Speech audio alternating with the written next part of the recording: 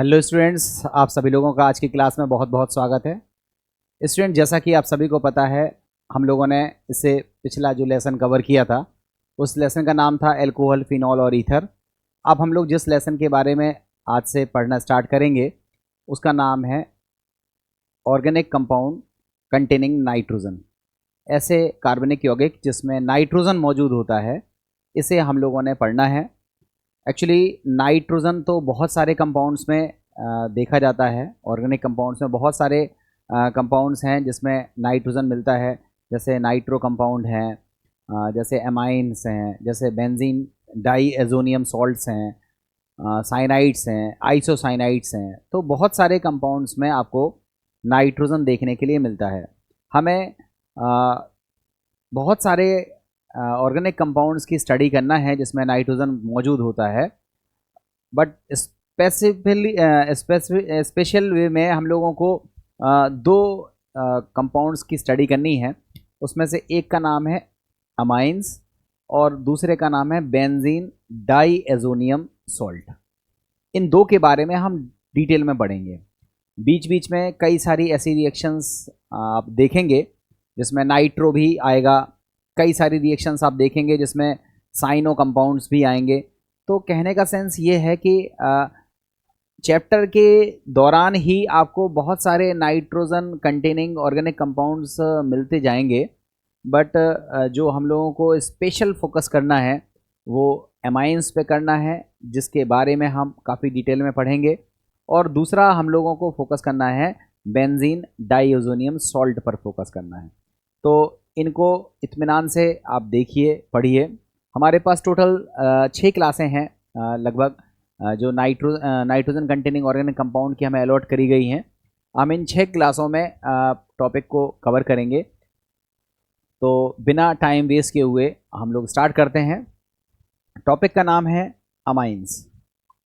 बच्चों, अमाइंस क्या होते हैं या नाइट्रोजन कंटेनिंग ऑर्गेनिक कंपाउंड्स क्या होते हैं, और आज की क्लास में हम लोग क्या क्या चीज़ पढ़ने वाले हैं उसको हम लोग देखते हैं। ठीक है, तो बच्चों सबसे पहले हम आपको बता दें कि जो हमारा टॉपिक है वो है बेसिकली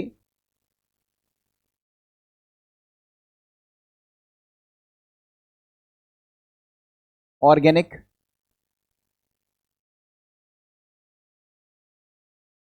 कंपाउंड्स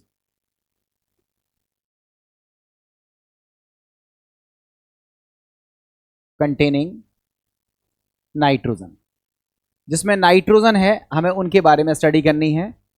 इसमें हम लोग बात करेंगे अमाइंस की, ये जिसमें NH2 रहेगा वो हम उसको अमाइंस कहेंगे। फिर प्राइमरी, सेकेंडरी, टर्सरी, क्वाटरनरी, इनके बारे में हम बात करेंगे। बट सबसे पहले हमें बात करनी है किसकी? अमाइंस की। जब हम अमाइंस पूरा पढ़ लेंगे तब हम लोग बात करेंगे बेंजीन डाईएजोनियम सॉल्ट की, जिसको हम लोग बोलते हैं, ये हमारा स्ट्रक्चर रहता है।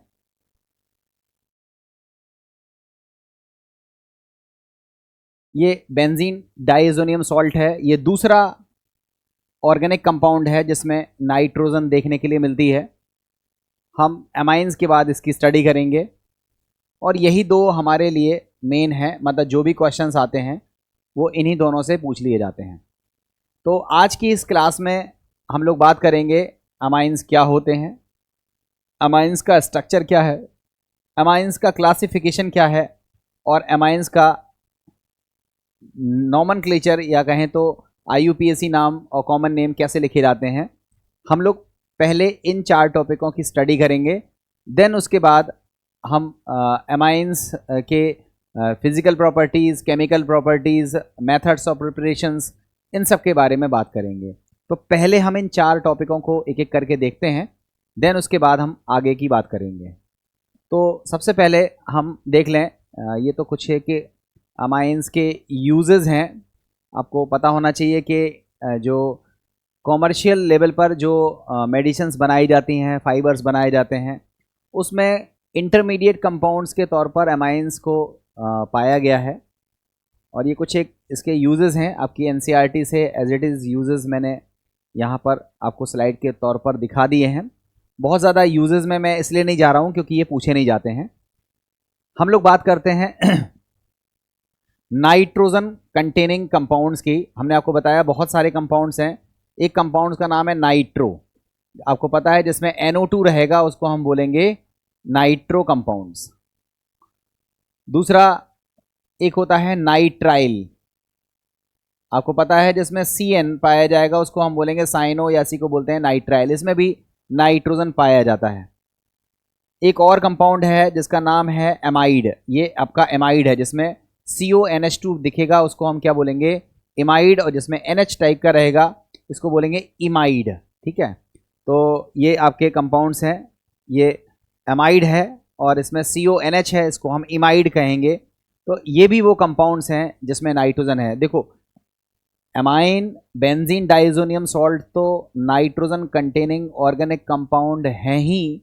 उसके अलावा ये भी कंपाउंड्स कौन से हैं, ऑर्गेनिक कंपाउंड्स हैं जिसमें नाइट्रोजन मौजूद है। ये भी वो कंपाउंड्स हैं जिसमें नाइट्रो, नाइट्राइल, एमाइड्स और आपके इमाइड्स मौजूद हैं। ठीक है, अब हम लोग देखते हैं स्पेशली एमाइंस के। मैंने आपको फिर भी बताया हम लोगों को एमाइंस को काफ़ी डिटेल में पढ़ना है। तो देखिए बच्चों, हम लोगों ने सबसे पहले एमाइंस को पढ़ना है। एमाइंस में हम लोग क्या क्या चीज़ पढ़ेंगे, सबसे पहले हम पढ़ेंगे एमाइंस का स्ट्रक्चर, फिर हम पढ़ेंगे एमाइंस का क्लासिफिकेशन, फिर पढ़ेंगे एमाइंस में नॉमेनक्लेचर, उसके बाद प्रिपरेशन कैसे करते हैं, मेथड्स ऑफ प्रिपरेशन में रिएक्शंस पढ़ेंगे, कई सारी रिएक्शंस पढ़ेंगे जिसमें एमाइंस का फॉर्मेशन होता है। उसके बाद हम बात करेंगे फिजिकल प्रॉपर्टीज़ की, देन बात करेंगे केमिकल प्रॉपर्टीज़ की, तब जा करके हमारा एमाइंस जो है वो कंप्लीट होगा। मतलब एमाइंस को पढ़ने के लिए इतने स्टेप्स हमें फॉलो करने पड़ेंगे। तो सबसे पहले हम लोग बात कर लेते हैं स्ट्रक्चर ऑफ एमाइंस की। बच्चों थोड़ा सा हम आपको यहाँ पर आगे की स्लाइड बताएं, उससे पहले हम छोटी छोटी आपको जो ऑलरेडी नॉलेज है उससे रिलेटेड कुछ चीज़ें बताना चाहते हैं। बच्चों आप सभी लोगों को एक चीज़ पता है, NH3, इसको हम लोग बोलते हैं अमोनिया, इसको अपन लोग बोलते हैं अमोनिया। अमोनिया के बारे में कुछ चीज़ें आपको ऑलरेडी जानकारी है। आपको पता है कि अमोनिया में जो नाइट्रोजन है उसका हाइब्रिडाइजेशन क्या होता है, sp3। इसका जो शेप साइज है वो कैसा होता है, वो होता है पिरामिडल।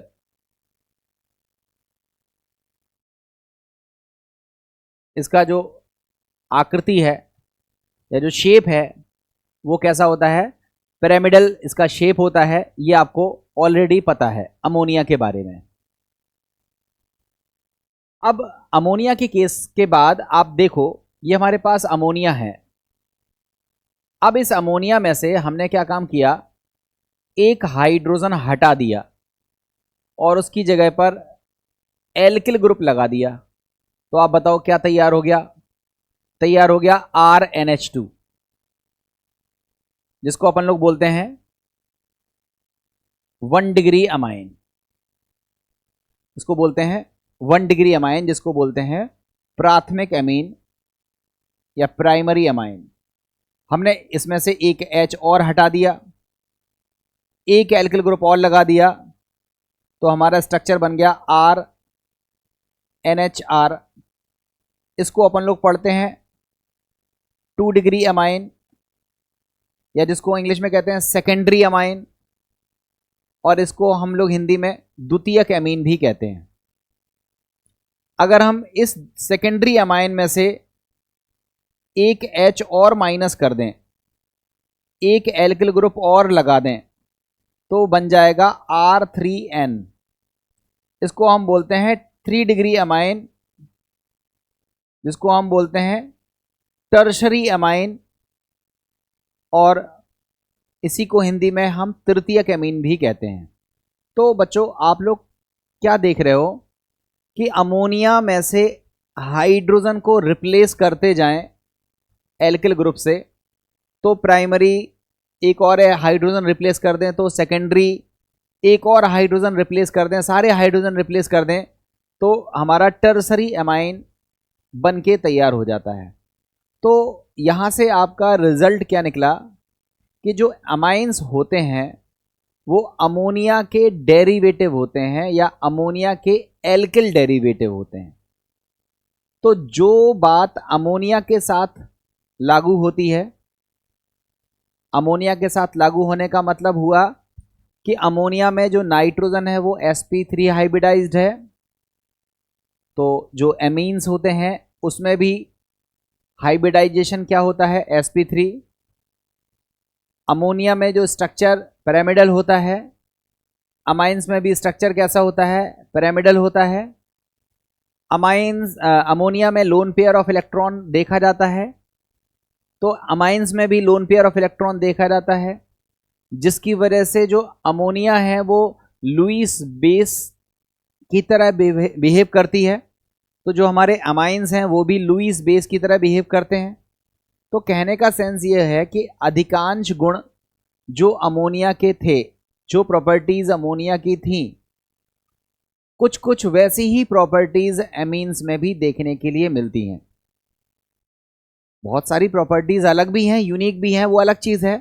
बट चूंकि अमोनिया से ये डिराइव हुए हैं तो शुरुआती तौर पर हम जो चीज़ अमोनिया के लिए पढ़ते हैं लगभग लगभग वैसी चीज़ हम अमाइंस के लिए भी देखते हैं। अब अंतर तो हो गई, अंतर के बारे में तो पूरा चैप्टर डला हुआ है, हम सीखते हैं। बट यहाँ पर जब हम स्ट्रक्चर की बात कर रहे हैं तो स्ट्रक्चर में देखो हमने अमोनिया का स्ट्रक्चर बना रखा है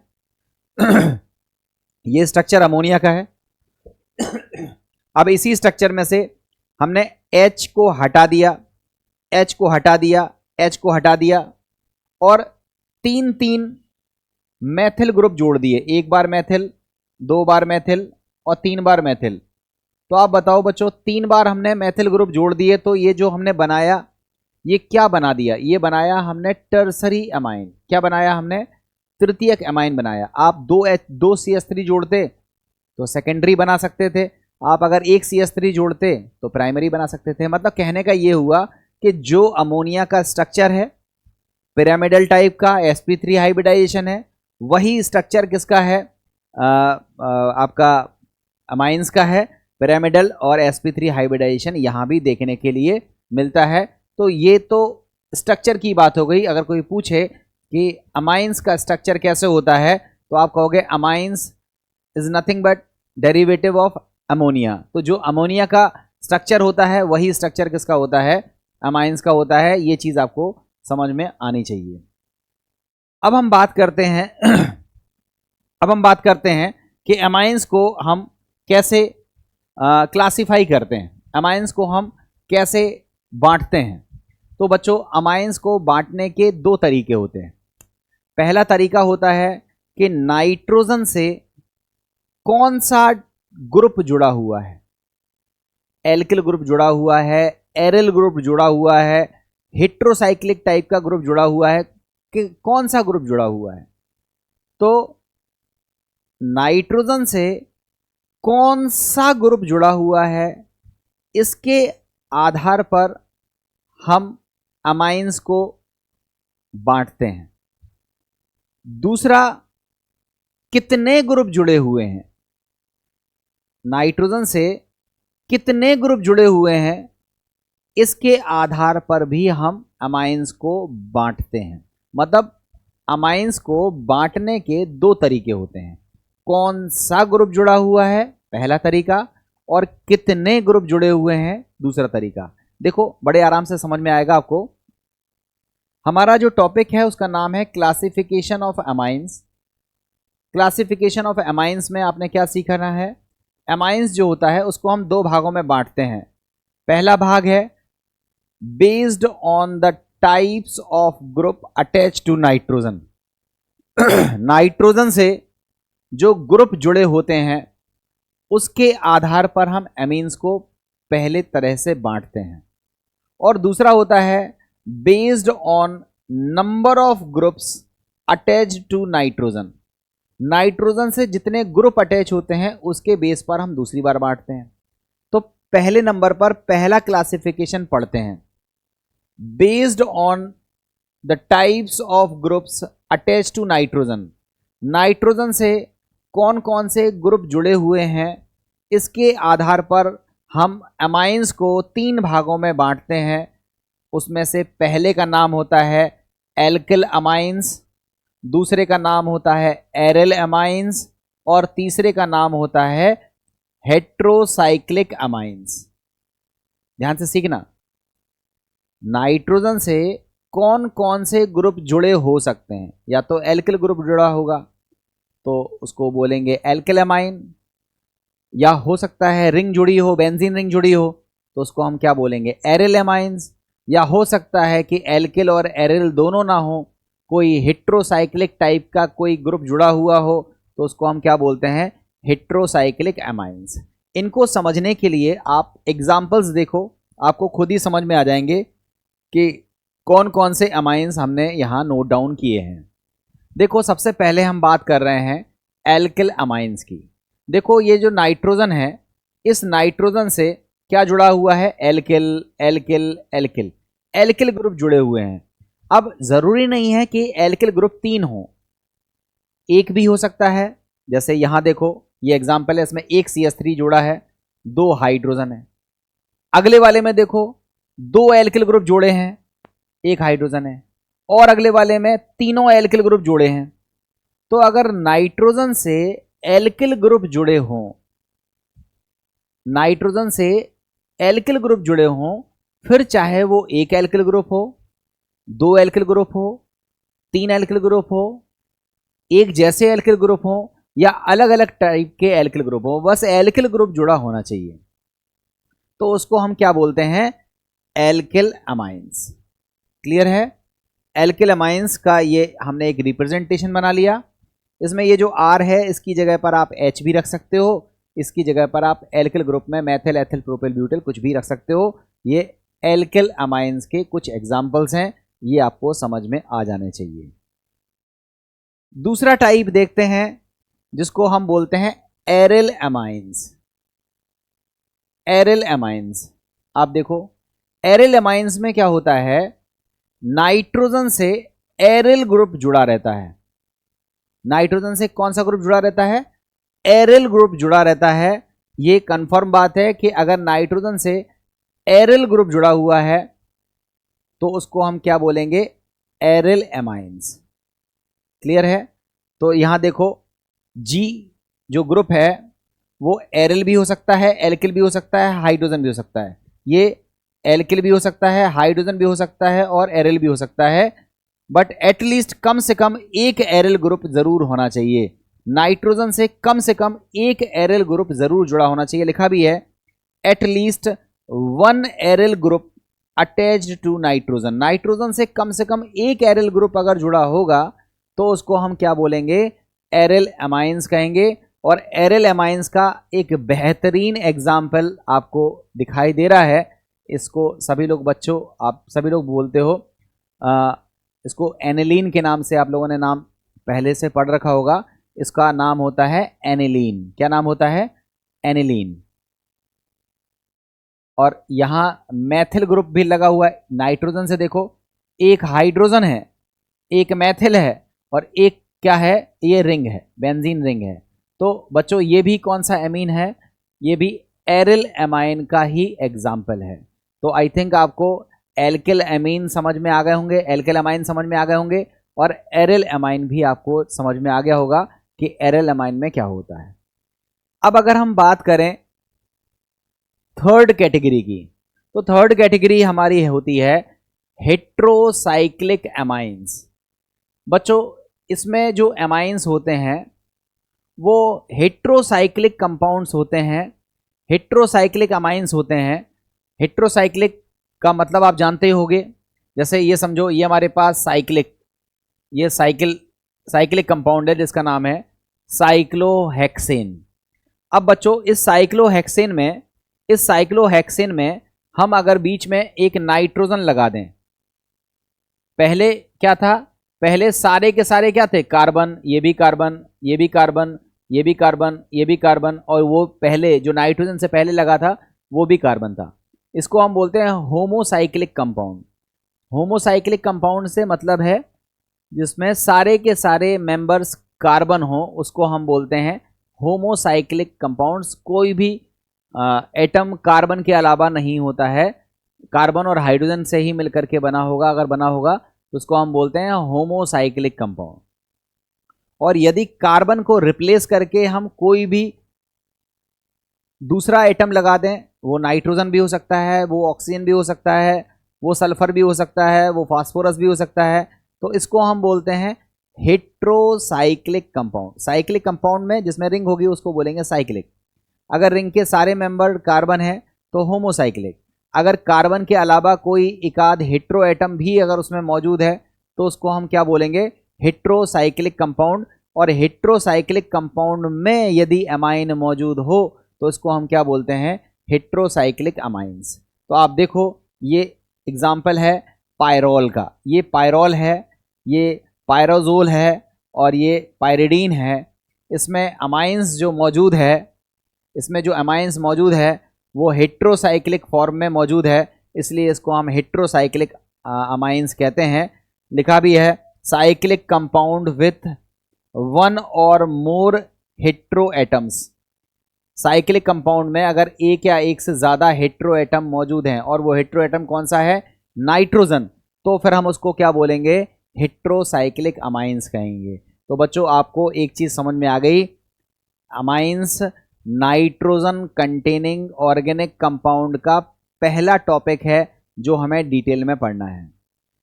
अमाइंस बेसिकली क्या होते हैं, तो कहोगे डेरिवेटिव ऑफ अमोनिया। अमोनिया के डेरिवेटिव को हम अमाइंस कहते हैं। अब अमाइंस की अगर कैटेगरी की बात करें तो अमाइंस में अगर नाइट्रोजन से एल्किल ग्रुप लगे हुए हैं तो उसको हम एल्किल अमाइंस कहते हैं। एरिल ग्रुप लगे होते हैं तो एरिल अमाइंस कहते हैं। अगर एल्किल और एरिल दोनों लगे होते हैं तो एर एल्किल अमाइंस कहते हैं। ये लिखा नहीं है बट ये आपने पढ़ा होगा, एर एल्किल अमाइंस, जिसमें एल्किल और एरिल दोनों हों तो उसको हम एर एल्किल अमाइंस कहते हैं। जनरली ये एरिल अमाइंस की कैटेगरी ही में ही माना जाता है।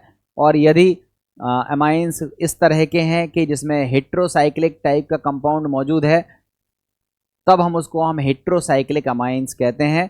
ये अमाइंस को क्लासिफाई करने का पहला तरीका हो गया कि कौन सा ग्रुप अटैच है नाइट्रोजन से, कौन सा ग्रुप अटैच है नाइट्रोजन से। इस बेस पर हमने 3 भागों में बांटा, एल्किल अमाइंस, एरिल अमाइंस और हेट्रोसाइक्लिक अमाइंस। अब हम बात कर रहे हैं कितने ग्रुप अटैच हैं अमाइंस में, नाइट्रोजन से कितने ग्रुप अटैच हैं, नाइट्रोजन पर कितने हाइड्रोजन बच गए हैं। इसके बेस पर हम अमाइंस को 3 भागों में बांटते हैं। प्राइमरी अमाइंस जिसको हम प्राथमिक अमीन कहते हैं, सेकेंडरी अमाइन या 2 डिग्री अमाइन जिसको हम द्वितीयक अमीन कहते हैं, टर्सरी अमाइन तृतीयक अमाइन या 3 डिग्री अमाइंस इसका नाम होता है। अमाइंस को नंबर ऑफ एल्किल ग्रुप के बेस पर, नंबर ऑफ एरिल ग्रुप के बेस पर, नंबर ऑफ एल्किल और एरिल ग्रुप के बेस पर हम अमाइंस को 3 भागों में बांटते हैं, प्राइमरी, सेकेंडरी और टर्सरी। तो इनको एक एक करके देखते हैं। आप देखिए इसे, आपको खुद ही समझ में आएगा। देखो हमने अमाइंस को कैटेगराइज किया। अगर अमाइंस में सारे के सारे हाइड्रोजन है, एल्किल ग्रुप है ही नहीं है, तब हम इसको क्या बोलेंगे, अमोनिया। ये एक्चुअली क्लासिफिकेशन तो नहीं कह सकते हो, हमने तो अमोनिया के डेरिवेटिव को ही अमाइंस बताया था, मगर फिर भी हमने अमीन्स में सारे के सारे एल्किल की जगह अगर हाइड्रोजन रख दिए तो क्या बन जाएगा, अमोनिया। अगर एक एल्किल रखा तो प्राइमरी, 2 एल्किल रखे तो सेकेंडरी, 3 एल्किल रखे तो टर्सरी, 2 एल्किल अगर सेम रखे तो सिंपल, 2 एल्किल ग्रुप अगर अलग अलग रखे तो मिक्स्ड, 3 एल्किल ग्रुप अगर सेम रखे तो सिंपल एमाइंस और अगर अलग अलग रखे तो मिक्स्ड एमाइंस। तो बच्चों ये हमारा क्लासिफिकेशन नंबर 2 है। नंबर ऑफ एल्किल ग्रुप के बेस पर हम एमाइंस को प्राइमरी, सेकेंडरी और टर्सरी भागों में बांट सकते हैं। प्राइमरी तो ठीक है, सेकेंडरी, टर्सरी, सिंपल और मिक्स्ड दोनों टाइप का हो सकता है। सिंपल कब होगा, जब दोनों एल्किल ग्रुप या तीनों एल्किल ग्रुप एक जैसे होंगे तो सिंपल सेकेंडरी या टर्सरी अमाइन कहेंगे। अगर दोनों या तीनों एल्किल ग्रुप अलग अलग होंगे तो हम उसको मिक्स्ड या मिश्रित टर्सरी अमाइन या तृतीयक अमीन कहेंगे। ये उसके क्लासिफिकेशन है। अब देखिए सबसे पहले हम प्राइमरी अमीन की बात कर रहे हैं। बच्चों ये हमारा प्राइमरी अमीन है। इस प्राइमरी अमीन में आप देख सकते हो, इस प्राइमरी अमीन में आप देख सकते हो R एक है और नाइट्रोजन से बाकी के दो क्या लगे हुए हैं, H। तो अगर हमारे पास नाइट्रोजन से दो हाइड्रोजन लगे होते हैं, नाइट्रोजन से कितने हाइड्रोजन लगे होते हैं, दो हाइड्रोजन लगे होते हैं और एक एल्किल ग्रुप पाया जाता है, तब हम उसको क्या बोलते हैं, 1 डिग्री अमाइन, या जिसको प्राइमरी अमीन कहते हैं या प्राथमिक अमीन कहते हैं। तो प्राइमरी अमीन कैसे कहेंगे, तो आप बोलोगे जब नाइट्रोजन में एक एल्किल ग्रुप अटैच हो और नाइट्रोजन के पास दो हाइड्रोजन मौजूद हों, तब हम उसको प्राइमरी या 1 डिग्री या फिर प्राथमिक अमीन कहते हैं। इसका एग्जाम्पल आप देख सकते हो। देखो बच्चों, इसका नाम है मैथिल अमाइन। ये मैथिल अमाइन है और ये हमारा एनिलीन है। ये रिंग है, रिंग और दो हाइड्रोजन है। तो ये मैथिल अमीन है, ये हमारा एनिलीन है। नाम पर अभी मत जाओ, आप केवल ये देखो, ये प्राइमरी अमीन है और ये हमारा प्राइमरी अमीन है। दोनों एग्जाम्पल किसके हैं, प्राइमरी अमीन के एग्जाम्पल्स हैं। क्लियर है। अब देखते हैं सेकेंडरी अमीन। सेकेंडरी अमीन भी सरल है। अगर हमारे पास नाइट्रोजन से दो दो एल्किल ग्रुप अटैच हों और एक हाइड्रोजन हो, ध्यान से समझना, अगर एक हाइड्रोजन हो और बाकी के दो एल्किल ग्रुप हों, तब हम उसको क्या बोलते हैं, सेकेंडरी अमीन। अब सेकेंडरी अमीन में अगर ये दोनों आर एक जैसे हैं तो इसको बोलेंगे सिंपल सेकेंडरी अमीन, और अगर ये दोनों आर अलग अलग होंगे तो इसको बोलेंगे मिक्स्ड सेकेंडरी अमीन। तो देखो एग्जांपल में समझ में आएगा। देखो ये मैथिल है, ये भी मैथिल है, तो आप खुद ही देखो दो दो एल्किल ग्रुप हैं तो ये सेकेंडरी है। ये मैथिल है, ये फेनिल है, ये भी सेकेंडरी है, ये भी सेकेंडरी अमाइन है, ये भी सेकेंडरी अमाइन है, मगर ये सिंपल है क्योंकि इसमें दोनों ग्रुप सेम है, और ये मिक्स्ड है क्योंकि ये दोनों ग्रुप अलग अलग हैं। तो सेकेंडरी अमाइन को हम सिंपल और मिक्स्ड दो कैटेगरी में रखते हैं। सिंपल कब कहेंगे, जब दोनों एल्किल ग्रुप सेम होंगे तो सिंपल कहेंगे, और मिक्स्ड कब कहेंगे, जब दोनों ग्रुप अलग अलग होंगे तब हम उसको मिक्स्ड कहेंगे। ये हमारा सेकेंडरी अमाइन हो गया। अब देखो सेकेंडरी अमाइन की जो बात मैंने बोली है वही लिखी हुई है, simple secondary amine. Simple secondary amine example CH3 same है, C2H5 सेम है, तो इसको हम बोलेंगे सिंपल सेकेंडरी अमाइन। लिखा भी है ऑल एल्किल और aryl groups attached to nitrogen are the same. जितने भी एल्किल ग्रुप या एरिल ग्रुप अटैच होंगे नाइट्रोजन से, यदि वो सेम हैं तब हम उसको क्या बोलेंगे, सिंपल अमाइन। अब चूंकि ये सेकेंडरी है तो सिंपल सेकेंडरी अमाइन। और अगर हम बात करें मिक्स्ड सेकेंडरी अमाइन की, तो देखो एक ग्रुप मैथिल है, एक ग्रुप फेनिल है, एक ग्रुप एथिल है, एक ग्रुप मैथिल है, तो दोनों ग्रुप अलग अलग हैं, तो लिखा है ऑल एल्किल और aryl group attach to nitrogens are not same. अगर ग्रुप सेम नहीं होंगे तब हम उसको हम क्या बोलेंगे, मिक्स्ड सेकेंडरी अमाइन। तब हम उसको क्या बोलेंगे, मिक्स्ड सेकेंडरी अमाइन कहेंगे, और ये मिक्स्ड सेकेंडरी अमाइंस का एग्जांपल है। क्लियर है ना। तो आई थिंक आपको सिंपल सेकेंडरी अमाइन और मिक्स्ड सेकेंडरी अमाइन समझ में आ गए होंगे। अब हम बात करते हैं टर्सरी अमाइंस की। टर्सरी अमाइंस में सिंपल सी चीज़ है कि अगर नाइट्रोजन पर एक भी हाइड्रोजन नहीं है, देखो नाइट्रोजन पर एक भी हाइड्रोजन नहीं है, सारे के सारे एल्किल ग्रुप हैं, एक भी हाइड्रोजन नहीं है, सारे के सारे एल्किल या एरिल ग्रुप हैं, तब हम उसको क्या बोलेंगे, टर्सरी अमाइन। टर्सरी अमाइन में अगर ये सारे के सारे एल्किल ग्रुप एक जैसे हैं तो सिंपल टर्सरी अमाइन। अगर सारे के सारे एल्किल ग्रुप अलग अलग टाइप के हैं तो उसको हम क्या बोलेंगे, मिक्स्ड टर्सरी अमाइन। ये उसके क्लासिफिकेशन में देखो, ये फेनिल फेनिल फेनिल तीनों सेम है तो सिंपल टर्सरी अमाइन। यहाँ पर एथिल मैथिल फेनिल अलग अलग हैं तो ये मिक्स्ड टर्सरी अमाइन की कैटेगरी में हो जाएगा।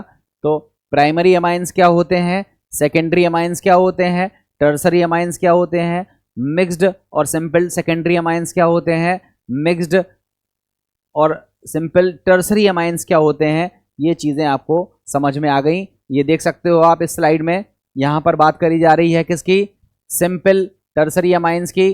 तीनों ग्रुप सेम है, तीनों ग्रुप सेम है तो सिंपल टर्सरी अमाइन है, और यहाँ तीनों ग्रुप अलग अलग हैं तो मिक्स्ड, तीनों ग्रुप अलग अलग हो सकते हैं, 2 सेम और 1 अलग हो सकता है, तब हम इसको क्या बोलते हैं, मिक्स्ड टर्सरी अमाइंस। यही लिखा हुआ है, ऑल एल्किल और aryl attach to the nitrogen are same then it is called simple tertiary amine.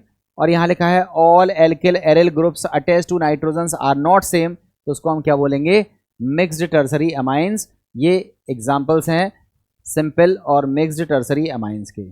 ठीक है, अब बच्चों एक क्वेश्चन हम आपसे पूछते हैं, इस क्वेश्चन को आप सॉल्व करो तो समझ में आ जाएगा कि कितनी चीज़ आपको क्लियर हो गई है। क्वेश्चन है NN डाइमिथाइल प्रोपेनामाइन, ये पहला नाम है, इसका स्ट्रक्चर बना लो तो ज़्यादा समझ में आएगा। NN डाइमिथाइल प्रोपेनामाइन, तो देखो प्रोपेनामाइन का फॉर्मूला सब बच्चे जानते हो, CH3 CH2 CH2 NH2, इसको बोलते हैं प्रोपेनामाइन, इसको बोलते हैं प्रोपेनामाइन। अब NN डाइमेथिल मतलब नाइट्रोजन पर 2 हाइड्रोजन हटाकर 2 मेथिल लगा दो। नाइट्रोजन पर क्या करना है, 2 हाइड्रोजन हटाकर 2 मेथिल लगाना है, एक मेथिल एक और मेथिल। तो बच्चों इसका नाम क्या हो गया, इसका नाम हो गया NN डाइमेथिल प्रोपेनामाइन, इसका नाम हो गया NN डाइमेथिल प्रोपेनामाइन। अब बच्चों इसका नाम देखो N मिथाइल एनालीन, तो पहले एनालीन का स्ट्रक्चर बना लो। ये हमारा स्ट्रक्चर है किसका, एनालीन का। अब इस एनालीन में से एक हाइड्रोजन हटाकर मेथिल लगा दो, एक मेथिल है ना, तो हमने एक हाइड्रोजन हटा दिया और उसकी जगह पे क्या लगा दिया, मेथिल। ये स्ट्रक्चर किसका है, एन मेथिल एनालीन का। 2 बातें क्लियर हो गई, एंड एनालीन और एक स्ट्रक्चर है एनालीन। तो एनालीन की संरचना तो सब लोगों को पता है, ये स्ट्रक्चर हो गया एनालीन। अब आपसे क्या पूछ रहा है, respectively can be classified in which family of amines. ये तीनों जो हमने स्ट्रक्चर बनाए हैं या तीनों के जो नाम लिखे हुए हैं, ये किस कैटेगरी के एमाइन हैं, प्राइमरी सेकेंडरी टर्सरी, किस कैटेगरी के एमाइन है। तो चेक करो, इस नाइट्रोजन पर हाइड्रोजन नहीं है, ये टर्सरी है। इस पर एक हाइड्रोजन दिख रहा है, ये सेकेंडरी है। और इस पर 2 हाइड्रोजन दिख रहे हैं, ये प्राइमरी है। तो ये वाला हाइड्रोजन मतलब ये वाला जो स्ट्रक्चर है वो टर्सरी अमाइन है, सेकेंडरी अमाइन है और प्राइमरी अमाइन है। तो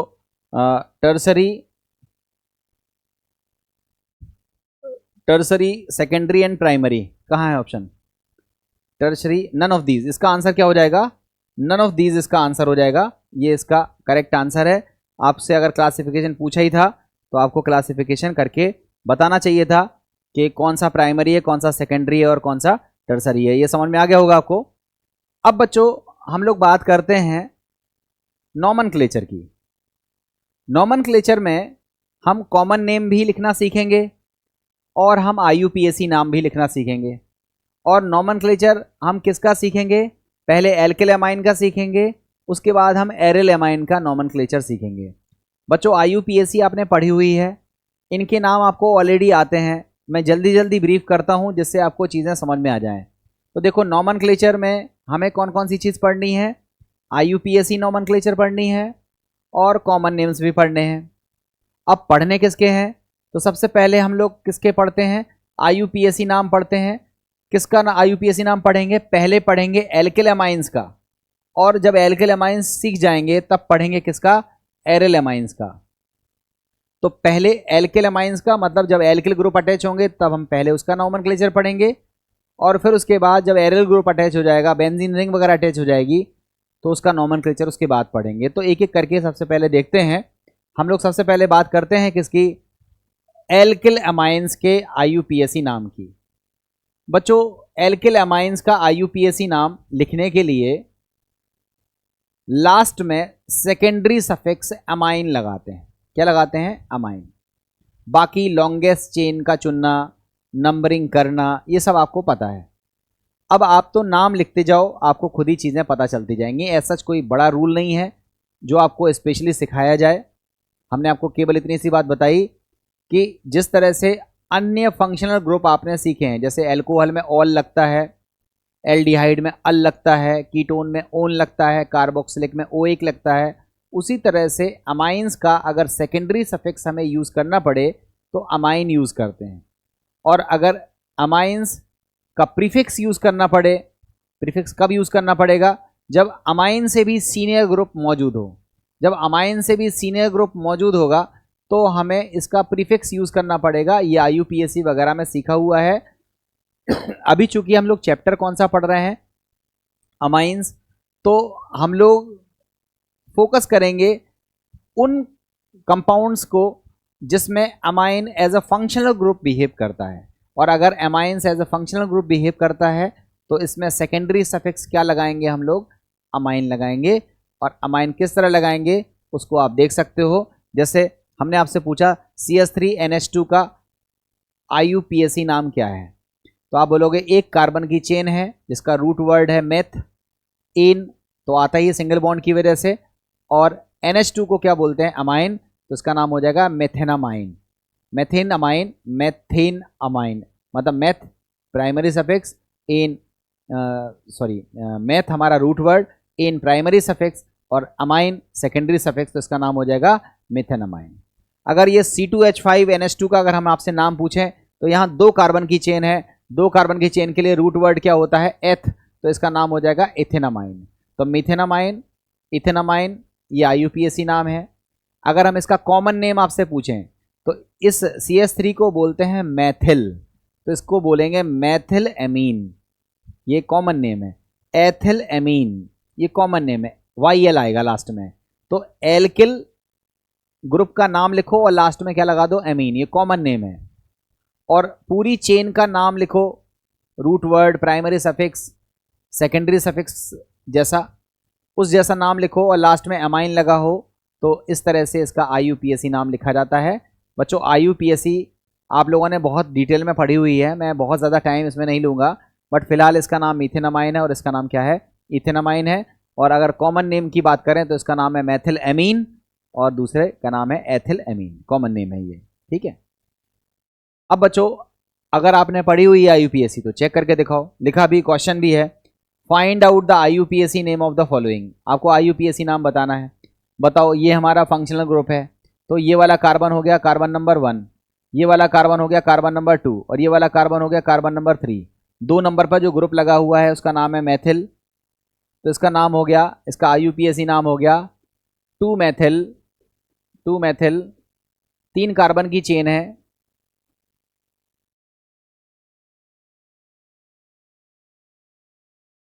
2 मैथिल प्रोपेनामाइन, इसका नाम हो जाएगा 2 मैथिल प्रोपेन 1 एमाइन भी कह सकते हो आप, 2 मैथिल प्रोपेन 1 एमाइन, ये इसका नाम हो जाएगा।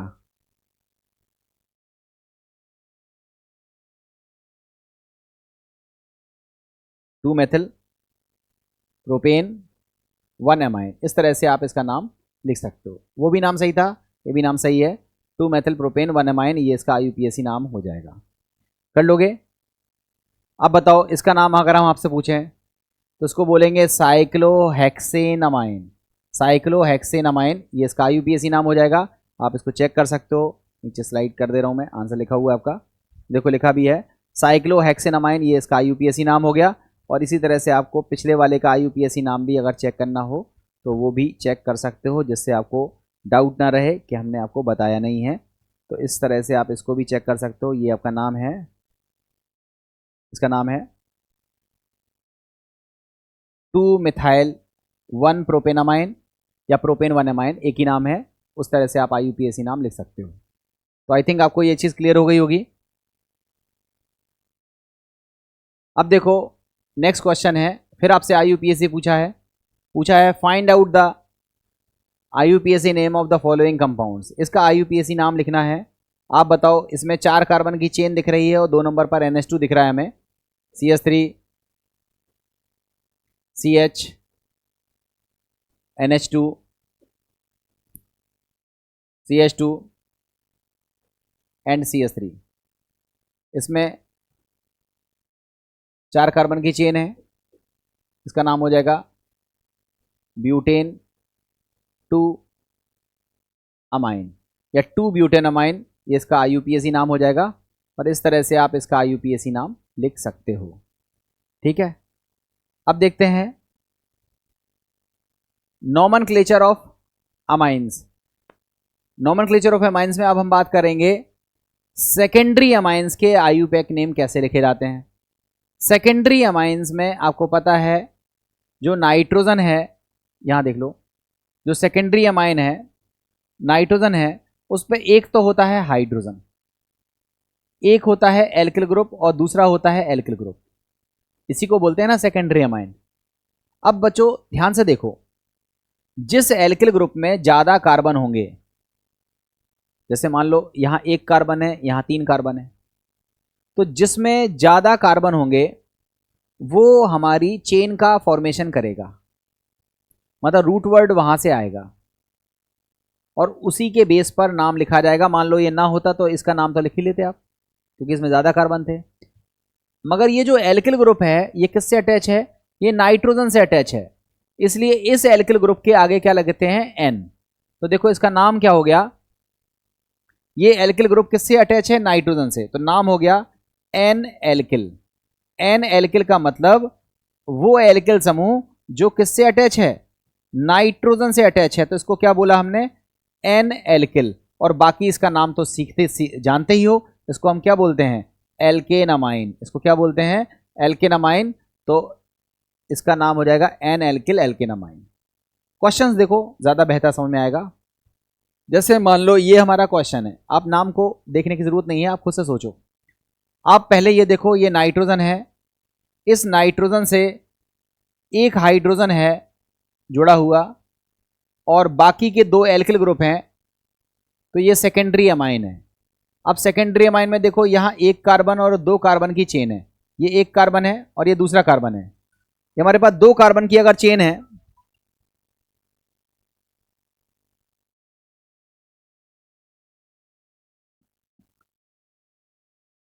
यहां 2 कार्बन की चेन है और यहां 1 कार्बन की चेन है। तो बच्चों हमने आपको बताया था कि 2 कार्बन की चेन से हमारा पूरा नाम लिखा जाएगा। जैसे मान लो ये कुछ ना होता है तो इसको हम क्या बोलते हैं, इथेनामाइन बोलते हैं। मगर ये जो मैथिल ग्रुप, ये एक ही कार्बन है ना, ये मैथिल ग्रुप है, ये नाइट्रोजन से जुड़ा हुआ है, तो इसको हम क्या बोलेंगे, एन मिथाइल। एन मिथाइल, और ये 2 कार्बन की चेन है तो इथेनामाइन, एन मिथाइल इथेनामाइन। अब जैसे हम पूछे इसका नाम बताओ, तो यहां भी 2 कार्बन की चेन है 1 and 2, और यहां भी 2 कार्बन की चेन है 1 and 2, तो कोई दिक्कत नहीं, दोनों चेन एक जैसी हैं। तो इसको हम बोलेंगे एथिल ग्रुप। ये कौन सा ग्रुप है, एथिल ग्रुप, जो कि अटैच किससे है, नाइट्रोजन से, तो इसका नाम हो जाएगा एन एथिल। इसका नाम हो जाएगा एन एथिल, और 2 कार्बन का पूरा एमाइन है तो इसको क्या बोलेंगे, एथेनामाइन। क्लियर है, ये किसका नाम हो गया, सेकेंडरी अमाइन का नाम हो गया। IUPAC में आपने ये सब चीजें सीखी हुई हैं वैसे भी। अब अगर हम टर्सरी अमाइन की बात करें तो उनका नाम लिखने के लिए आपको बता दें, टर्सरी में आपको पता है नाइट्रोजन से 3 एल्किल ग्रुप जुड़े होते हैं, 1 2 और ये 3। जो एल्किल ग्रुप बड़ा होता है, मतलब जिसमें ज्यादा कार्बन होते हैं या जिसमें फंक्शनल ग्रुप हमारा शामिल होगा, उसको हम मेन फंक्शनल ग्रुप कहेंगे और पूरा नाम इससे लिखा जाएगा, मतलब रूट वर्ड इससे आएगा, सफिक्स, प्राइमरी सफिक्स, ये सब इसी से जनरेट होंगे। मगर ये जो बचे हुए एल्किल ग्रुप हैं, ये वाला एल्किल ग्रुप बच गया और ये वाला एल्किल ग्रुप बच गया, ये जो एल्किल ग्रुप हमारे बच गए हैं, ये एल्किल ग्रुप किससे जुड़े हुए हैं, नाइट्रोजन से। और नाइट्रोजन से जब एल्किल ग्रुप जुड़े होते हैं तो उसको हम कैसे लिखते हैं, एन एल्किल। एन एल्किल, अगर दोनों सेम है तो एन एन डाई एल्किल, इस तरह से लिखते हैं। मतलब ये जो एल्किल ग्रुप नाइट्रोजन से जुड़े हुए हैं, तो इन एल्किल ग्रुप के नाम के पहले हमें एन लगाना पड़ेगा, जिससे ये पता चलेगा कि ये एल्किल ग्रुप नाइट्रोजन से अटैच हैं। तो इसका जो नाम होता है वो देखो क्या लिखा है, एन एल्किल, मतलब एक एल्किल ग्रुप नाइट्रोजन से जुड़ा है तो एन एल्किल। फिर एन एल्किल डैश, मतलब मान लो दूसरा एल्किल ग्रुप है, अलग तरह का है, वो भी नाइट्रोजन से जुड़ा हुआ है, तो इसको क्या बोलेंगे, एन एल्किल, ये एक नाम। एन एल्किल डैश दूसरा एल्किल ग्रुप, और बाकी का नाम आपको पता ही है, इसको क्या बोलते हैं, एल्केनामाइन। अगर मान लो दोनों एल्किल ग्रुप सेम है तो क्या हो जाएगा, N N di alkyl. N N di alkyl तब लिखा जाएगा जब दोनों ग्रुप सेम है, तब क्या लिखा जाएगा, एन एन डाई एल्किल। और अगर अलग अलग ग्रुप हैं तो एन एल्किल डैश, इस तरह से लिखा जाएगा। चेक करते हैं, आपको खुद ही समझ में आ जाएगा। जैसे हमने पूछा इसका नाम बताओ, तो आप कहोगे ये ग्रुप इथाइल है, ये ग्रुप इथाइल है, और ये 2 कार्बन का चेन है। तो आप बताओ 2 कार्बन के चेन का जो नाम होता है वो क्या नाम होता है, इथेनामाइन होता है ना। अब इथेनामाइन तो है, सो ठीक है, मगर ये जो एथिल ग्रुप है ये नाइट्रोजन से जुड़ा हुआ है, इसलिए इसका पूरा नाम क्या हो जाएगा, एन एन डाई एथिल। देखो एन एन डाई एथिल, ये तो इनका नाम हो गया, एन एन डाई एथिल, और इसका नाम है इथेनामाइन। हम आपसे पूछे इसका नाम बताओ, तो बताओ ये मिथाइल ग्रुप है, ये इथाइल ग्रुप है, 2 कार्बन है, और ये 3 कार्बन की मेन चेन है। तो 3 कार्बन की चेन से हमारा नाम जनरेट होगा प्रोपेनामाइन। इससे नाम क्या आएगा, प्रोपेनामाइन। अब प्रोपेनामाइन में मिथाइल है, नाइट्रोजन से जुड़ा हुआ, इथाइल है, नाइट्रोजन से जुड़ा हुआ, तो इसका नाम क्या हो जाएगा, N ethyl N methyl propanamine. इस तरह से इसका हम IUPAC नाम लिखेंगे, और IUPAC नाम आपको आने चाहिए। प्राइमरी अमाइन के भी IUPAC नाम आने चाहिए, सेकेंडरी अमाइन के भी IUPAC नाम आने चाहिए, और टर्सरी अमाइन के भी IUPAC नाम आपको आने चाहिए। इस तरह से हमने एल्किल अमाइन के IUPAC नाम सीख लिए। अब हम लोग नाम सीखेंगे किसके, एरिल अमाइंस के। बच्चों एरिल अमाइंस में आपको याद कर लीजिए, ये होता है बेंजीन, इसको हम पढ़ते हैं बेंजीन। यहां पर सारे के सारे क्या होते हैं, H, सारे के सारे होते हैं H। 6 कार्बन है, 6 हाइड्रोजन है, इसको हम सिंपली पढ़ते हैं C6H6, इसको अपन लोग ARH भी लिख सकते हैं। इन सब को हम क्या पढ़ते हैं, बेंजीन, इसको क्या पढ़ते हैं, बेंजीन। अब हम लोगों ने क्या काम किया, बेंजीन में से हाइड्रोजन को रिप्लेस कर दिया, एक हाइड्रोजन को रिप्लेस कर दिया और NH2 लगा दिया, तो इसको हम बोलते हैं बेंजीन अमाइन। इसका नाम होता है बेंजीन अमाइन,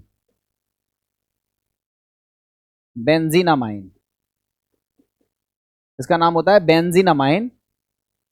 और इसी बेंजीन अमाइन को हम लोग कहते हैं एनिलीन। क्या कहते हैं, एनिलीन। तो बच्चों इसका नाम बेंजीन अमाइन भी लिखा जाता है और इसका नाम एनिलीन भी लिखा जाता है। पहले तो आप इसको याद कर जाओ, इसको एनिलीन कहते हैं। अब एनिलीन के बाद जो अगला ग्रुप होगा, अगर वो एनिलीन के सापेक्ष यहां लगा है तो इसको बोलते हैं ऑर्थो, यहां लगा है तो इसको बोलते हैं मेटा, और यहां लगा है तो इसको बोलते हैं para. Ortho Meta para common name में आता है।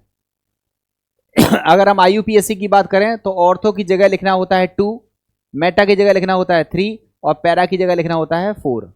तो चेक करते हैं, जैसे हम आपसे पूछे इसका नाम बताओ, तो इसका नाम तो एनिलीन आपको पता ही है। अब 1 2 3 4 नंबर पर मिथाइल ग्रुप है, तो इसका नाम हो जाएगा 4 मिथाइल एनिलीन। इसका नाम हो जाएगा 4 मिथाइल एनिलीन, ये नाम लिख सकते हो। अगर आपको 4 मिथाइल एनिलीन नहीं लिखना है तो आप इसको इस रिंग को बेंजीन कहते हैं, और अगर यहां CH3 लगा हो तो इसको हम टोलुइन कहते हैं। तो टोलुइन के सापेक्ष अगर लिखोगे तो 1 2 3 4 एमिनो टोलुइन, 4 एमिनो टोलुइन, इसका ये नाम भी लिख सकते हैं, 4 एमिनो टोलुइन, ये नाम भी सही है। 4 मिथाइल एनिलीन, ये नाम भी सही है, देखो लिखा है 4 मिथाइल एनिलीन, और एनिलीन की जगह पे क्या लिखा जाता है, बेंजीनामाइन, ये भी आप लिख सकते हो। 4 मिथाइल एनिलीन या 4 मिथाइल बेंजीनामाइन और 4 एमिनो टोलुइन, दोनों ही नाम सही हैं। अब जैसे इसका नाम हम आपसे पूछें तो आप बताओ, अगर ये एमी ना होता, अगर ये एमी ना होता तो ये NH2 होता, और NH2 को हम क्या बोलते हैं, बेंजीनामाइन। अब इसमें एमी है वो कहाँ लगा हुआ है, नाइट्रोजन से जुड़ा हुआ है, तो उसको क्या बोलेंगे, N मिथाइल बेंजीनामाइन, और बेंजीनामाइन को हम एनिलीन भी लिखते हैं, तो देखो इसका नाम लिखा है एन मिथाइल एनिलीन। तो इस तरह से आप IUPAC नाम लिख सकते हैं। ऑर्थो, मेटा, पैरा ये सब आपके पढ़े हुए हैं, आपने पहले से भी बहुत सारी ऑर्गेनिक केमिस्ट्री पढ़ रखी है, तो हमें नहीं लगता कि ये सरल सरल सी चीज़ें आपको समझ में नहीं आ रही होंगी, ये आपको आसानी से समझ में आ जाएंगी और थोड़ी सी प्रैक्टिस आप कर लोगे तो आप पे क्वेश्चंस खुद ब खुद होने लगेंगे। अब चलो एक क्वेश्चन करके देखते हैं और टेस्टिंग करते हैं कि जो हमने पढ़ा है उससे रिलेटेड आपका दिमाग काम कर रहा है या नहीं कर रहा है। क्वेश्चन पूछ रहा है विच amongst the following is the wrong IUPAC name of the given amines. Amines हमारे पास हैं 1 2 3 4 और चारों के IUPAC नाम लिखे हुए हैं नीचे। आपसे पूछ रहा है कौन सा गलत IUPAC नाम है, ये आपको बताना है। आप बताओ, ये मिथाइल है, ये इथाइल है, तो इसको बोलेंगे एन मिथाइल, एन इथाइल, और 3 कार्बन की चेन है तो प्रोपेनामाइन। तो देखो लिखा है N ethyl, N methyl, propanamine, ये नाम तो सही है, यहां चेक करो। दूसरा, 4 कार्बन का ग्रुप है और 2 कार्बन का ग्रुप है, 2 कार्बन का ग्रुप नाइट्रोजन से जुड़ा हुआ है, तो आप बताओ नाइट्रोजन से 2 कार्बन का ग्रुप जुड़ा होता है तो इसको पढ़ते हैं एथिल, तो इसका नाम हो गया एन एथिल। इसका नाम क्या हो गया? N ethyl. नाइट्रोजन से एथिल ग्रुप अटैच है तो इसको क्या बोलते हैं? N ethyl. और 4 कार्बन की चेन है तो इसका नाम हो गया ब्यूटेनामाइन। 4 कार्बन की चेन है तो इसका नाम क्या हो गया? ब्यूटेनामाइन। तो इसका नाम हो गया एन एथिल ब्यूटेनामाइन, ये नाम भी सही लिखा हुआ है। तीसरा नाम चेक करते हैं, बेंजेनामाइन, ये मैंने अभी बताया, इसको एनिलीन बोलते हैं, ऐसी को बेंजेनामाइन कहते हैं, ये नाम भी सही है। अब इससे देखो बेंजीनामाइन से नाइट्रोजन पर 2 मैथिल लगे हुए हैं तो उसको क्या पढ़ेंगे? N N dimethyl, N N dimethyl benzenamine, ये नाम भी सही है। तो अभी तक के तो चारों IUPAC नाम हमें लग रहे हैं सही हैं। आगे देखते हैं क्या कुछ और भी दिया हुआ है। हाँ, 2 नाम और हैं, 2 नाम और हैं। आप देखो इसका नाम, ये हमारा फंक्शनल ग्रुप है तो नंबरिंग यहां से होगी 1 2 3, 3 कार्बन की चेन है तो इसका नाम होगा prop 2 in 1 amine, 2 in 1 amine, prop 2 in 1 amine, ये नाम हो जाएगा प्रोप 2 in 1 amine, ये इसका नाम आना चाहिए। और लिखा क्या है? प्रोप 1 in 2 amine, मतलब ये नाम गलत है, मतलब ये नाम पकड़ में आ गया, 5वां विकल्प है जो गलत है। अब इसके बाद इसका नाम चेक करो, इसका नाम है मैथिल ग्रुप है, ये 2 कार्बन, सॉरी ये तो 5 कार्बन का ग्रुप है, बट यहां ऐसा देखो ये 1 नंबर की चेन है, ये 2 है और ये 3 है, 3 कार्बन की चेन है। तो आप बताओ ये जो ग्रुप है इस ग्रुप का नाम क्या है? इथाइल। इस ग्रुप का नाम क्या है? इथाइल। आप बताओ, नंबरिंग करते हैं यहां से 1 2 3, ये हमने नंबरिंग कर दी 1 2 3, 3 कार्बन की चेन है तो इसका नाम हो जाएगा 1 ethyl, 1 ethyl, N methyl, 3 carbon की चेन है, प्रोपेनामाइन, ये नाम हो जाएगा। और यहां देखो क्या लिखा है, इसका नाम लिखा है N methyl N propyl amine, ये नाम भी गलत है। तो आपसे पूछ रहा था कि कौन से नाम गलत हैं, तो एक तो 5वां नाम गलत है, एक 6वां नाम गलत है। तो आप चेक करो 5वां 6वां, ये है ऑप्शन नंबर सी, ये सी नंबर वाला चॉइस है जहां हम देख रहे हैं कि नाम गलत है, आपका आंसर नंबर होगा सी। तो बच्चों आपने देखो IUPAC में ये चीज़ देख ली है, देखो नाम लिखे भी हैं, सॉल्यूशन है, और फाइनली जो इसका आंसर है वो लिखा भी है, hence option C is the correct answer. आपका जो सी है वो करेक्ट आंसर है। इस तरह से हमें आंसर को लेना है। अब देखो हम लोगों ने IUPAC नाम सीख लिए, अब हम कॉमन नेम और सीख लेते हैं। कॉमन नेम तो और भी सरल है। कॉमन नेम में अगर हमारे पास प्राइमरी नाम है, प्राइमरी का नेम पूछा गया है, तो हमने आपको पहले बताया कि एल्किल ग्रुप का नाम पढ़ डालो और लास्ट में क्या जोड़ दो? एमाइन। जैसे CH3NH2 हमने पूछा इसका कॉमन नेम क्या है, तो आप कह दो मैथिल एमाइन। हमने आपसे पूछा बताओ इसका नाम क्या है, CH3 CH2 NH2, तो आप कहोगे इस वाले ग्रुप को एथिल कहते हैं, तो एथिल एमाइन। हमने कहा इसका नाम बताओ, तो बच्चों ये आइसोप्रोपिल ग्रुप है, इसलिए इसका नाम हो गया आइसोप्रोपिल एमाइन। ये एथिल एमाइन, ये कॉमन नेम है। प्राइमरी एमाइन के नाम लिखना बड़ा सरल है, एल्किल ग्रुप का नाम लिखो और लास्ट में एमाइन लिख दो, ये आपका कॉमन नेम लिखने का तरीका है। जो सेकेंडरी एमाइन होते हैं उसमें नाइट्रोजन के दो तरफ एल्किल होते हैं, ये भी एल्किल है ये भी एल्किल है, तो हम लोग इसका नाम लिखते हैं और इसका नाम लिखते हैं और अल्फाबेटिकली लिखते हैं। जैसे फॉर एग्जांपल हमने लिखा CH3 NH C2H5, हमने पूछा इसका नाम बताओ, कॉमन नेम बताओ, तो आप कहोगे ये मिथाइल है, M से शुरू हो रहा है, ये इथाइल है, E से शुरू हो रहा है, तो पहले अल्फाबेट्स में कौन आता है, E, तो इसका नाम हो जाएगा इथाइल मिथाइल एमीन, इसका कॉमन नेम हो जाएगा। मतलब दो एल्किल ग्रुप के नाम आप अल्फाबेटिकली लिख दो और लास्ट में एमीन लगा दो, इस तरह से नाम लिखा जाता है, इथाइल मिथाइल अमाइन। नाम देख लो आप, ये एक कार्बन है मिथाइल, दो कार्बन है इथाइल, नाम लिखा है इथाइल मिथाइल अमाइन। यहाँ देखो 3 कार्बन है और 2 कार्बन है, 3 कार्बन को प्रोपिल कहते हैं, 2 कार्बन को एथिल कहते हैं, तो इथाइल प्रोपिल एमाइन, इस तरह से लिखा जाता है। और ध्यान रखना, naming of alkyl group follows alphabetical order, जो नेम लिखते हैं वो हम अल्फाबेटिकल ऑर्डर में लिखते हैं। टर्सरी एमाइन में देखते हैं कैसे लिखते हैं, 3 एल्किल ग्रुप हैं, तो ट्राई मेथिल एमाइन इसका नाम हो जाएगा। अगर तीनों एथिल हैं तो नाम क्या हो जाएगा, 2 एथिल हैं और 4 कार्बन है, ब्यूटिल है, तो डाई एथिल ब्यूटिल एमाइन। वही तरीका है, एल्किल ग्रुप के नाम लिखने हैं आपको और लास्ट में एमाइन लगा देना है। अगर एल्किल ग्रुप एक जैसे हैं और अलग अलग हैं तो उसको ध्यान रखना पड़ेगा, आपको एल्किल ग्रुप के नाम लिखने हैं और लास्ट में क्या लगा देना है, अमाइन। इस तरह से देखो ये कॉमन नेम लिखने का तरीका है, प्राइमरी एल्किल प्राइमरी अमाइन का, सेकेंडरी अमाइन का और ये टर्सरी अमाइन का। तो हमें नहीं लगता कि यहाँ तक आप सभी बच्चों को कोई दिक्कत होगी, ये चीज़ आपको समझ में आ गई होगी।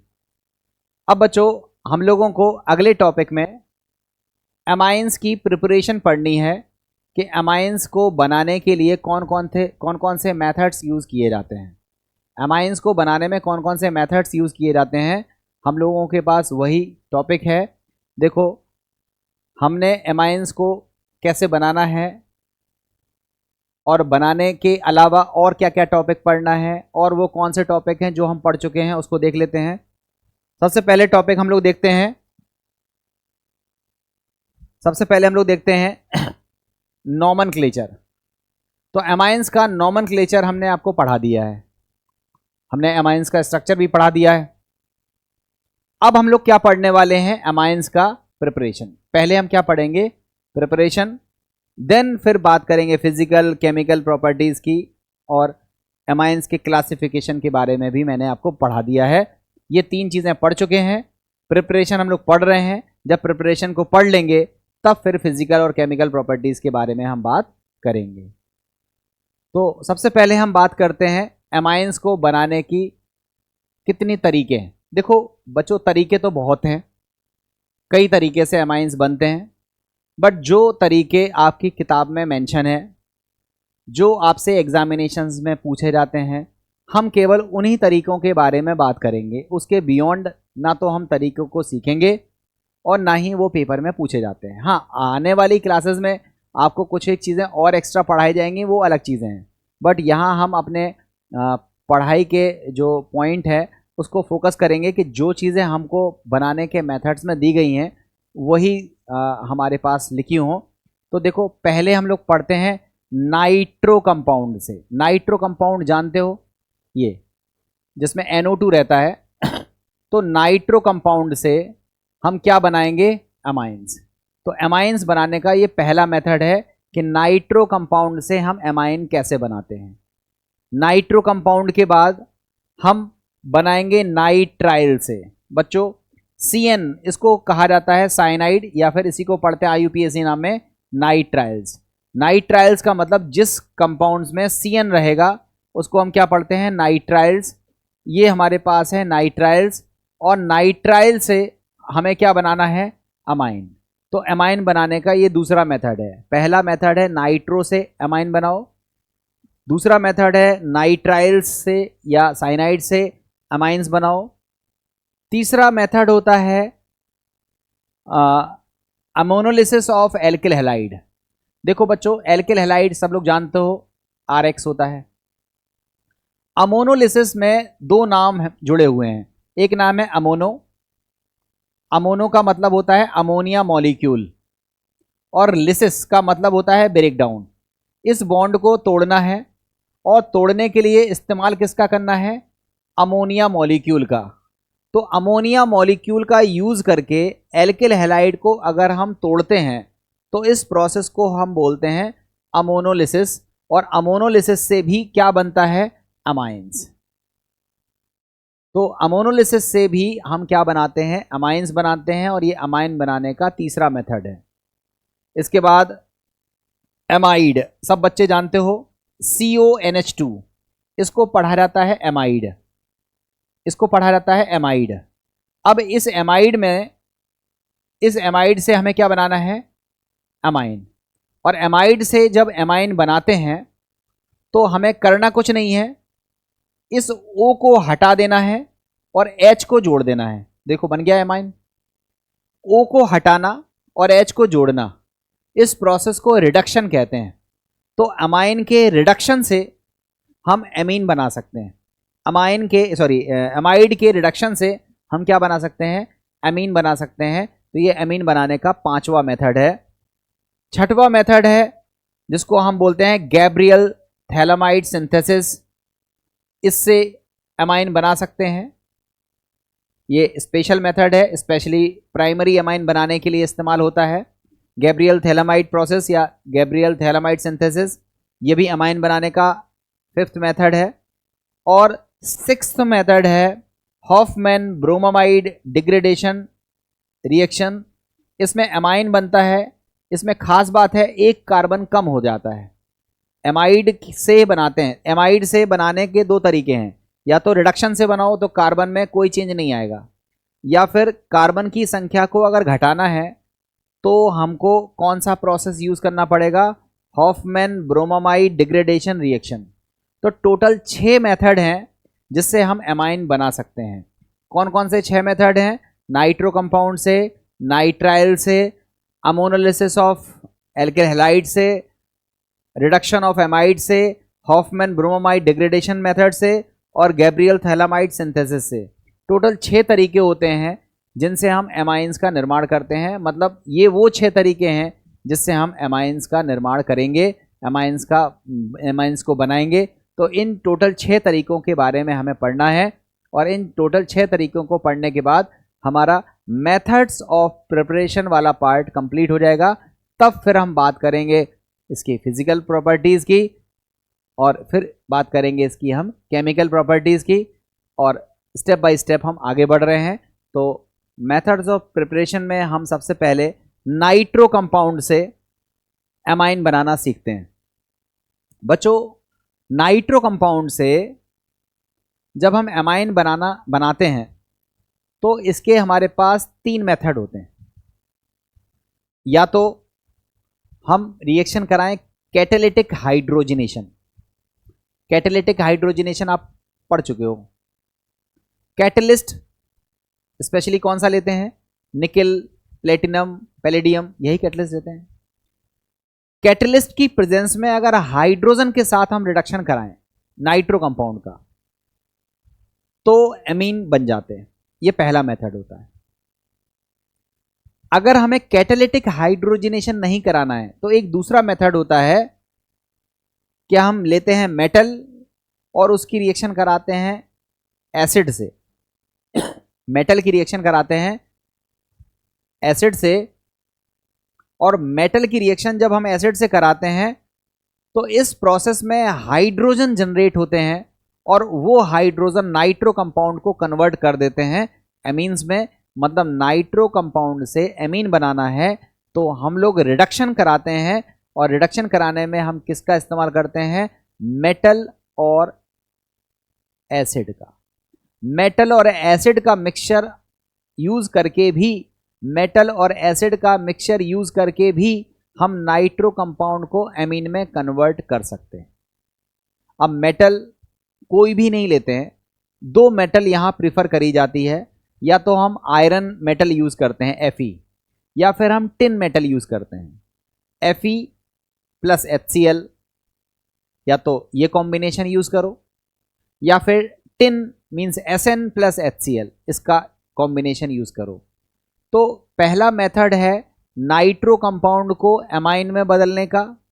उस मेथड का नाम है कैटालिटिक हाइड्रोजिनेशन, जिसमें हम हाइड्रोजन के साथ रिएक्शन कराएंगे और कैटलिस्ट कौन सा लेंगे, निकेल, प्लेटिनम या पैलेडियम।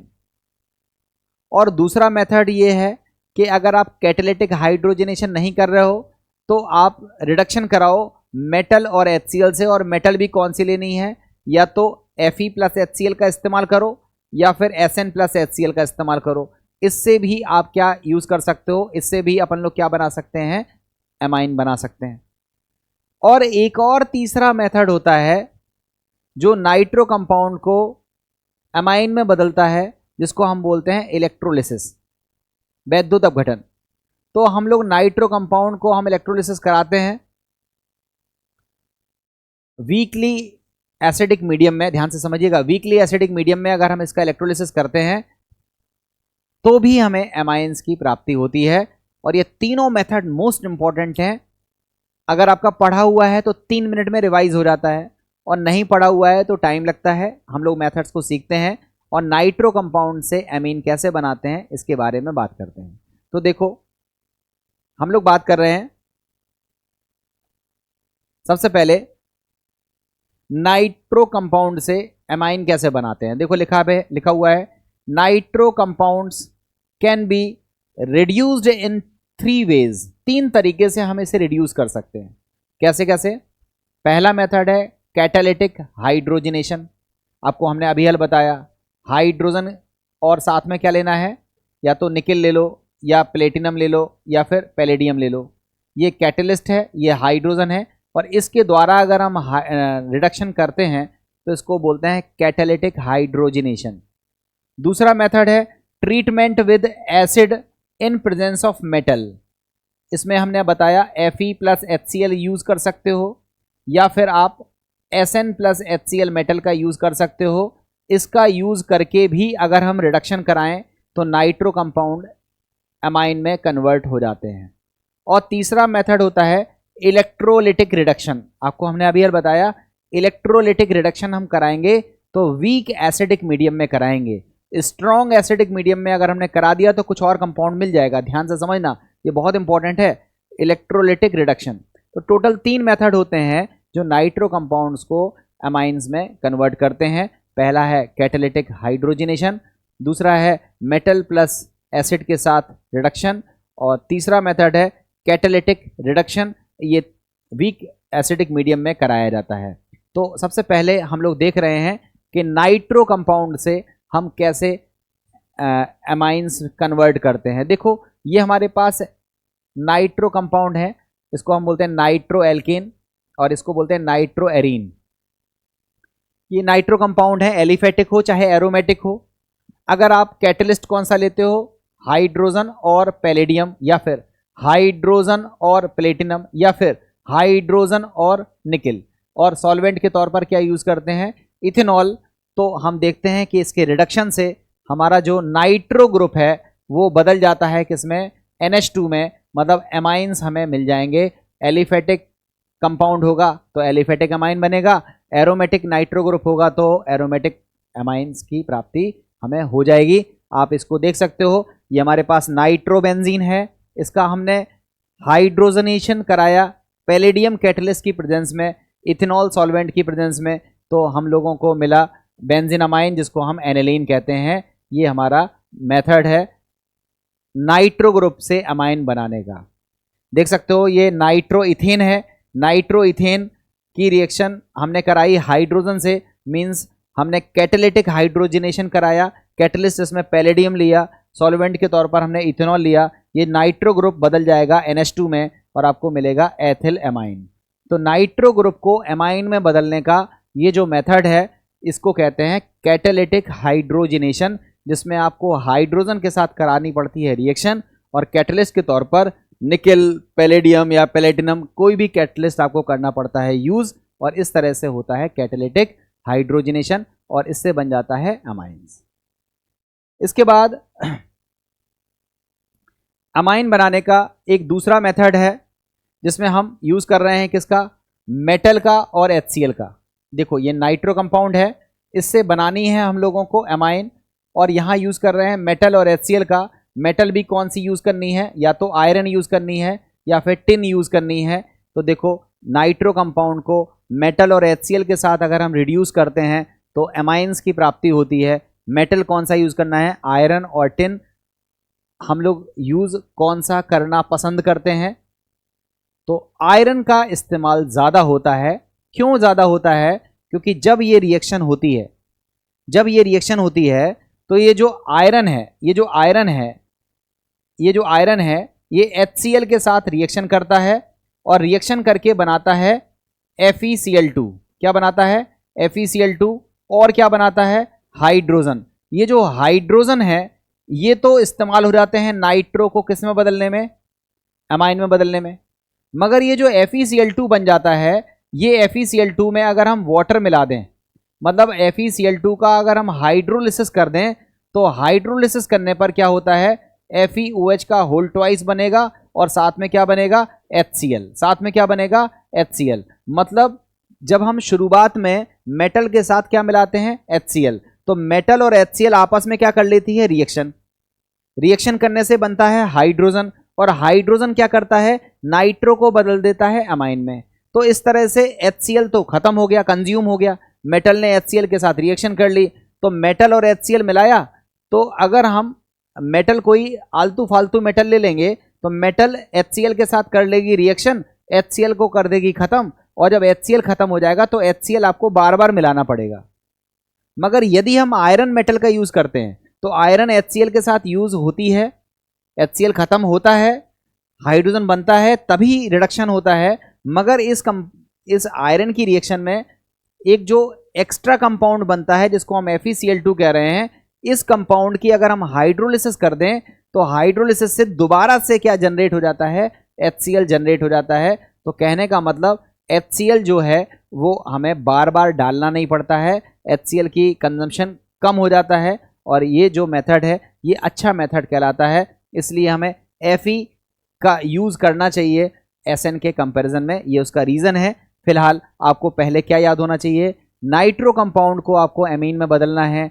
नाइट्रो कंपाउंड को एमीन में बदलने के लिए आप कैटालिटिक हाइड्रोजनेशन यदि करना नहीं चाहते हो तो आपको कैटलिस्ट प्लस HCl का इस्तेमाल करना पड़ेगा, तो नाइट्रो कंपाउंड एमाइन में बदलेगा।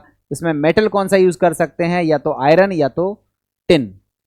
अब आयरन और टिन में कौन सा यूज़ करना चाहिए, तो हमने बताया आयरन क्यों यूज़ करना चाहिए, क्योंकि आयरन से जो कंपाउंड बनता है FeCl2 उसको दोबारा से हाइड्रोलाइज करने पर हमें HCl रीजनरेट हो जाता है, और इस तरह से HCl कम इस्तेमाल होता है, कम खपत होती है HCl की, और ये मेथड सस्ता पड़ता है। इसलिए हमें आयरन का इस्तेमाल करना चाहिए ओवर टिन। क्लियर, ये हमारा सेकंड मेथड है। देख लो इसे, ये मेथड है, पूरा लिखा हुआ है। अब लिखा है which metal is the most preferred, tin और आयरन। तो लिखा है answer iron over tin. Iron को इस्तेमाल करते हैं टिन के कंपैरिजन में। क्यों करते हैं, लिखा भी है, reduction with Fe plus HCl is preferred. Fe और HCl का इस्तेमाल ज़्यादा प्रेफर किया जाता है, क्योंकि because FeCl2 formed gets hydrolyse to release HCl during the reaction. आपको बताया कि Fe और HCl से जो FeCl2 बनता है वो FeCl2 अगर हाइड्रोलाइज करा दिया जाए तो उससे फिर से क्या बन जाता है, HCl बन जाता है। दस small amount of HCl is required, इसलिए HCl की कम अमाउंट की ज़रूरत होती है टू इनिशिएट द रिएक्शन को इनिशिएट करने के लिए, इसलिए हम Fe का इस्तेमाल करते हैं। देखो Fe और HCl का इस्तेमाल किया तो एनिलीन तो बन गया, मगर ये जो FeCl2 बना होगा उसने H2O से रिएक्शन करके HCl बनाया होगा, और ये HCl फिर से यूज़ हो जाएगा। तो इस तरह से HCl हमारा ओवरऑल कम इस्तेमाल हुआ, इसलिए HCl की हमारी सेविंग हो गई, मेथड हमारा सस्ता हो गया, इसलिए हम Fe का इस्तेमाल करते हैं ओवर 10। ठीक है, ये सेकंड मेथड है। थर्ड मेथड देखते हैं। हमारे पास नाइट्रो कंपाउंड है और हम चाहते हैं इसको अमाइन में बदलना, और इसके लिए हम इस्तेमाल करते हैं इलेक्ट्रोलिटिक रिडक्शन का। इलेक्ट्रोलिटिक रिडक्शन करते हैं, ध्यान से सीखना है। अगर हम स्ट्रॉन्ग एसिडिक मीडियम में करेंगे, स्ट्रॉन्ग एसिडिक मीडियम में हम इलेक्ट्रोलिटिक रिडक्शन करेंगे तो इस तरह का कंपाउंड बनेगा जिसके रीअरेंजमेंट से हमको फाइनली क्या मिलता है, पैरा हाइड्रोक्सी एनिलीन। इसका नाम क्या है, पैरा हाइड्रोक्सी एनिलीन। याद रखिएगा, पैरा हाइड्रोक्सी एनिलीन मिलेगा यदि हम कैसा मीडियम रखते हैं, स्ट्रॉन्ग एसिडिक मीडियम रखते हैं। और यदि हम नाइट्रो कंपाउंड का इलेक्ट्रोलिटिक रिडक्शन करते हैं वीकली एसिडिक मीडियम में, कमजोर एसिडिक मीडियम में, तब जाकर के हमें क्या मिलती है, एनिलीन। तो अगर आपको एग्जैक्टली एनिलीन बनानी है, कोई डेरिवेटिव पैरा वैरा पे नहीं चाहिए है, तो आप वीकली एसिडिक मीडियम इस्तेमाल करो। अगर आपने स्ट्रॉन्ग एसिडिक मीडियम इस्तेमाल कर दिया कैटालिटिक रिडक्शन में, तो पैरा हाइड्रोक्सी एनिलीन की प्राप्ति होने लगेगी, जो कि आप नहीं करना चाहते हो। तो ये याद रखिएगा कि अगर हमारे पास नाइट्रोबेंजीन है और उसका अगर हम कैटालिटिक रिडक्शन करते हैं वीकली एसिडिक मीडियम में, तो हमें एनिलीन मिलता है। और अगर हम स्ट्रांगली एसिडिक मीडियम में इसका रिडक्शन करते हैं, कैटालिटिक रिडक्शन करते हैं, तो इलेक्ट्रोलिटिक रिडक्शन करते हैं, तो हम लोगों को पैरा हाइड्रोक्सी एनिलीन प्राप्त होती है। ये मेथड है। इसके रिलेटेड क्वेश्चन है, आप देख सकते हो, लिखा है electrolytic reduction of nitrobenzene in weakly acidic medium gives. Weakly acidic medium में क्या मिलेगा, एनिलीन। ठीक है, आगे लिखा है aniline can be obtained by the reduction of nitrobenzene with, आप बताओ, FeHCl से, हाँ होता है। SnNaOH नहीं होता है। इलेक्ट्रोलिटिक रिडक्शन से होता है under strong acidic medium, strong acidic medium नहीं, और ऑल ऑफ दीज तो फिर यहां हो नहीं सकता। तो इसका आंसर होगा Fe प्लस HCl से। नेक्स्ट देखते हैं।